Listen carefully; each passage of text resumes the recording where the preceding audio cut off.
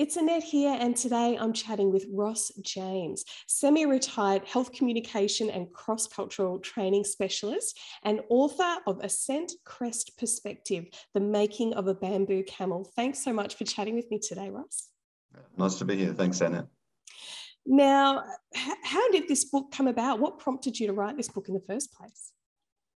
Well, I didn't want to write it. A lot of people were saying to me at various times, you've had such an interesting life and you've traveled widely to exotic places, you need to write about it. And I thought, well, you know, other people do far more exciting things than me.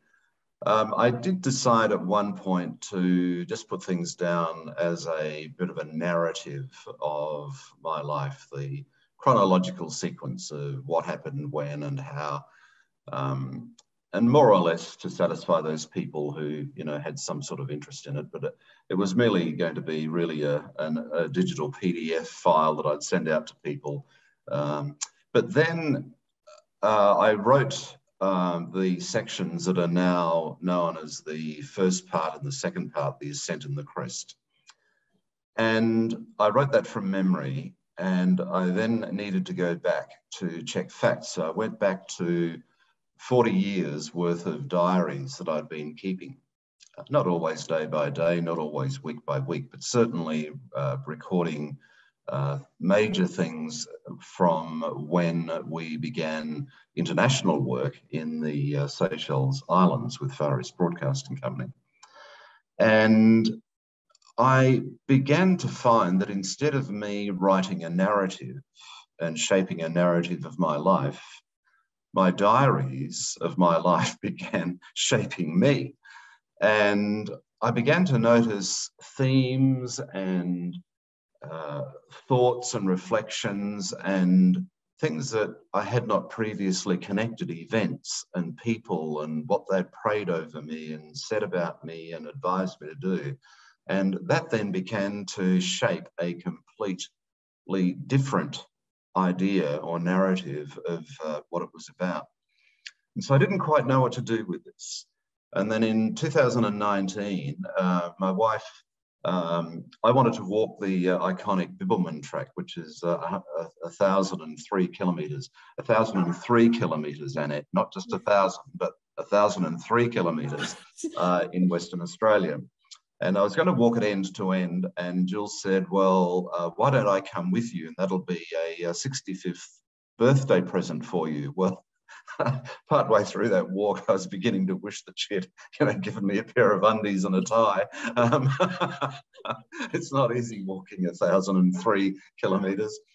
But while we were on that trek, I had opportunity to begin to put together a whole range of perspectives about and pull together those themes and see that they sent something in a way that I had not ever anticipated before. And so the book then was shaped into the Ascent, because I began to see that 20 years of career, if you like, was all about preparation. The second part is about the Crest, where kind of arrived at a point where the 20 years made sense. The preparation now became purpose.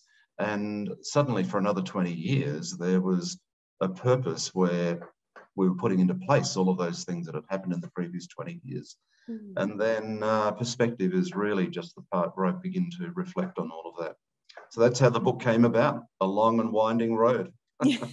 Literally, and I bet you felt every single one of those 1,003 kilometres on that walk. Yes. Fantastic. And now you've already kind of answered this question, but the book is divided in 3 parts: Ascent, Crest, Perspective. So how did those parts link together? And of course, what is a bamboo camel? Well, if you want to know what a bamboo camel is, you're going to have to read the book. Good answer.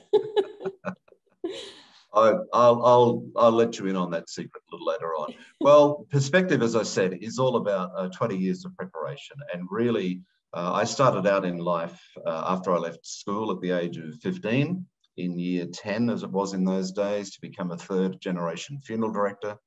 After a few years, I just began to feel a sense of restlessness after a fairly dramatic a very dramatic dream or vision that I had. And I then decided to leave the family business for 5 years. I fell into radio broadcasting in a way that was at that time a bit odd, but I now see it as providential. That then led very quickly into journalism, which surprised me, but I'd always been quite skilled and interested in words and how they're used. And that then got us to a point, my wife and I, where we were just 6 months away from going back to my father's business. And we heard, again, in an amazing way, the story of a radio station in the Seychelles Islands, a Christian radio station that needed a journalist for just 6 months to stand in for a missionary who'd gone home for furlough. So we applied for that and ended up in the Seychelles. And while we were there, the journalist decided not to come back, and we were asked to stay for a lot longer. So we really came to a decision, Dad and I, that I had to make a decision. And so Jill and I had experienced enough of what God had been doing with us and saying to us in that time that we said, okay, we will, just see what God has for us. So then it went on to India, where we were for a while. We came back to Australia. I did some academic studies. We ended up being in the Philippines for a while, where I was heading up a Master of Theology and Communication program, an experimental one that was only put on once to produce a certain outcome.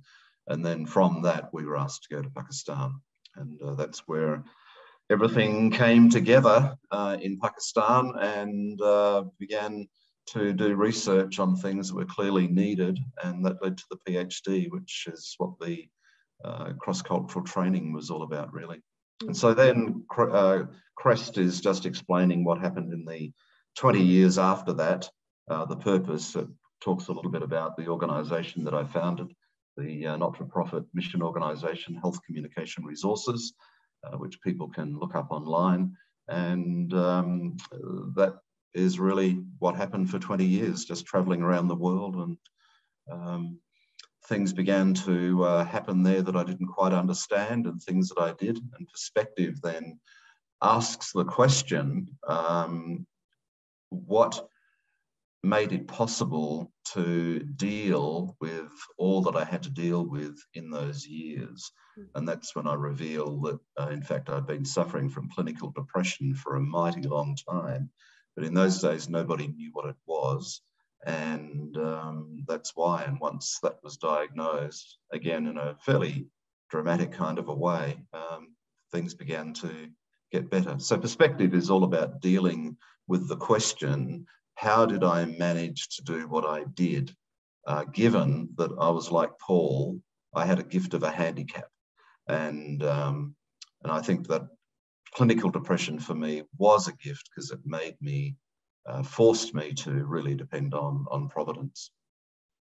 Yeah, absolutely. Obviously, perspective is a theme throughout the book, and how you're able to look back on all those events and circumstances that individually didn't make sense at the time, but you have that gift of perspective. Do you want to talk a little bit more about that perspective, and also about the fact that you use the word steadfastness as a more accurate term for people who are carrying out God's purposes, as opposed to resilience? Yeah, well, after exploring the whole thing about clinical depression and going back through my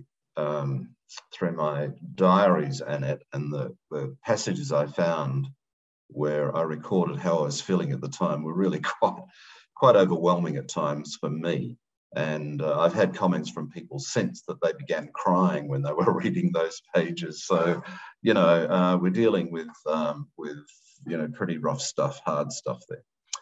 But what I began to see is that God had designed me in such a way to be able to deal with a whole range of things. And I began to look at things that had kept me anchored in being able to do what I did. And then, as I was exploring this popular term now, resilience, I found that wasn't about me at all, because resilience is inaccurately used at times. Resilience is all about an elastic band. An elastic band, you pull it and it goes back to its original shape. And so when people face adversity, resilience really means that they face that adversity, they deal with it, and they come back to something like what they were originally. Except we know that that's not true. In many cases, people don't return to what they are normally, and I've got an example of that with my middle finger. I won't turn it the other way round and show you. Well, I can, but you know, I have to show you like that, and that's a bit rude, I know. But a friend of mine chopped my finger off when we were little kids. We were playing a game, and it was a game, and my finger got chopped off, but it grew back. It's not the same shape as what a normal finger is. So, you know, these two fingers are entirely different. But the fact is that this is healed. I've been healed mentally, and the finger's not the same, but, you know, I'm dealing with it, and that's resilience, okay? Steadfastness is really what the Bible talks about as being firmly fixed. And, you know, there are many passages in the New Testament that use the Greek word hypomone, which it talks about being steadfast. And it means dealing with things and moving on with an unshakable core. You just know that this is the right thing that God wants for you, and so you do it. And steadfastness doesn't mean that you're just, you know, powering on and ignoring all of the signs that indicate that this might not be the right decision that you're making at the time, or that God may have another plan. Steadfastness is all about being flexible, but being focused on that particular thing. So now you can ask me the question about, what does a bamboo camel mean? Well, in the Seychelles, I became fixated on the bamboo, which I'd not really seen in large clusters and the massiveness of the stem and so on. In Pakistan, I became fixated on the camel. And in both of those, well, certainly the bamboo, there's flexibility, but toughness in circumstances. But it's quite flexible as it moves, and it's very adaptable to a number of things. You can make, you know, fishing traps out of it. You can make furniture out of it and eat some of it, and so on and so forth. The camel is just an amazing animal that is designed with all kinds of physiological features to deal with a harsh environment of sand, heat, dust, desert, and wind. And so as I began reflecting on that, I began to see really that I was like a bamboo, quite flexible, could adapt to different situations, very much like a camel. I snort. I'm cantankerous when people bother me. But, you know, I was like a camel, that I was able to plow on through oases of, you know, deserts of despondency and despair and misunderstanding. People misunderstood the places that I went to, that were often deserts of, you know, ideas that they just couldn't deal with, and so on. But eventually, you know, God's way proved to be correct, and now people all over the world are doing it.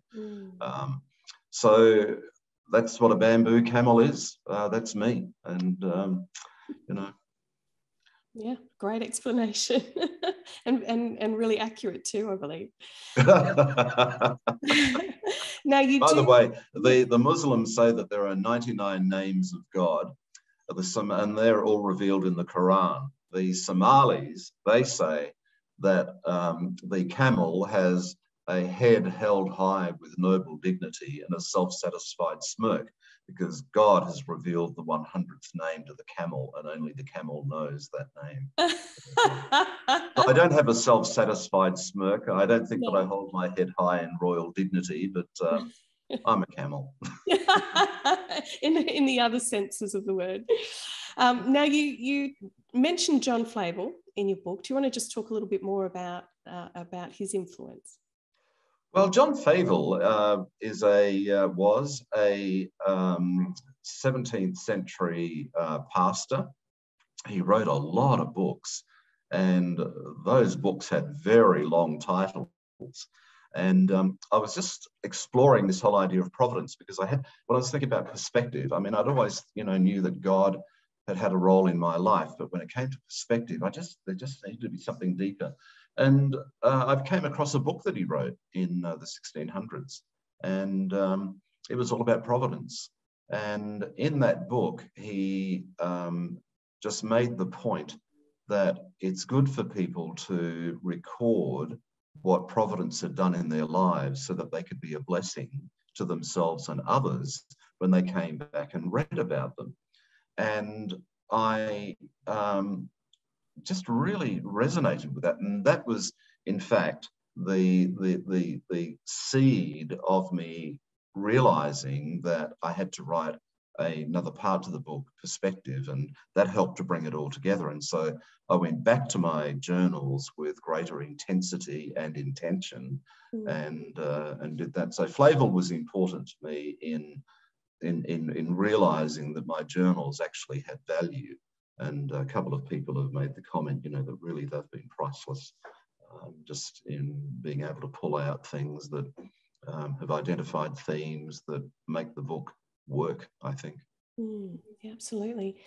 And now one of the final chapters is called Out of the Comfort Zone, which really sums up a lot of your life. So what is that all about? Well, that's all about the day-to-day experiences, because you read biographies or autobiographies of missionaries, and they present people who, are really dealing with God in successful ways, but you don't often find out about what they actually go through. And I was at a church the other week, and the pastor came up afterwards, and he was almost in tears. He was saying, what you have been doing with your book, because he'd already read it, is showing what happens outside of the missionaries' monthly prayer letters. Because the missionaries send their prayer letters, they come home on furlough, they report, and they say what they feel has to be said. They've only got a short time to reveal what's really going on in their lives. Quite often, supporters actually don't want to know what's going on in their lives. They just want to be satisfied that their prayers and their money is producing a kingdom outcome. But, missionaries do have experiences that they go through, and often they're quite ordinary experiences, but they're very discomforting in many ways. And so Out of the Comfort Zone tries to reflect that.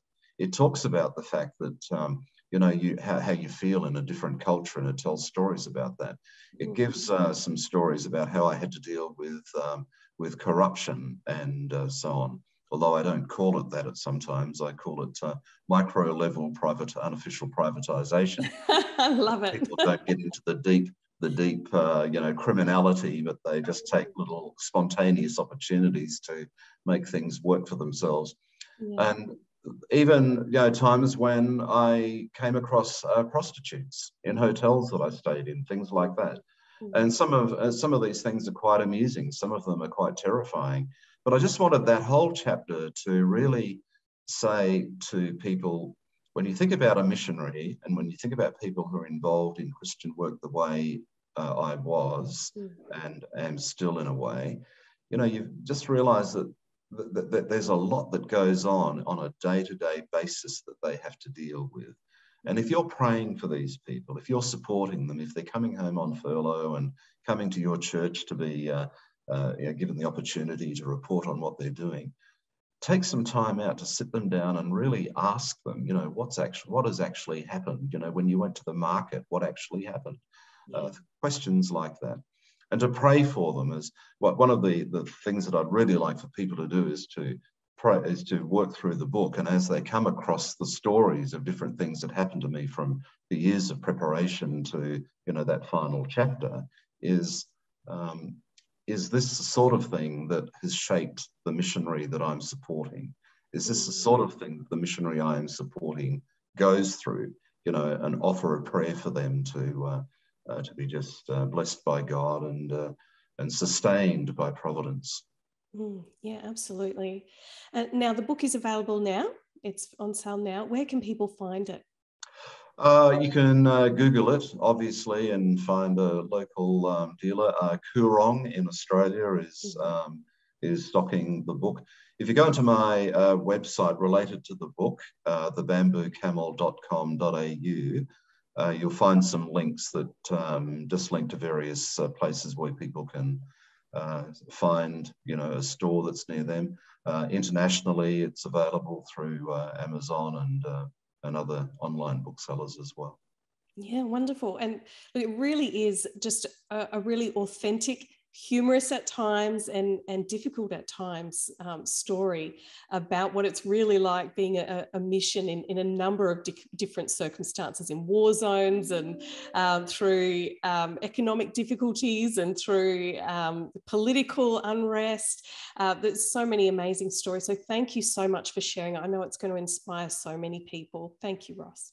Yeah, thank you.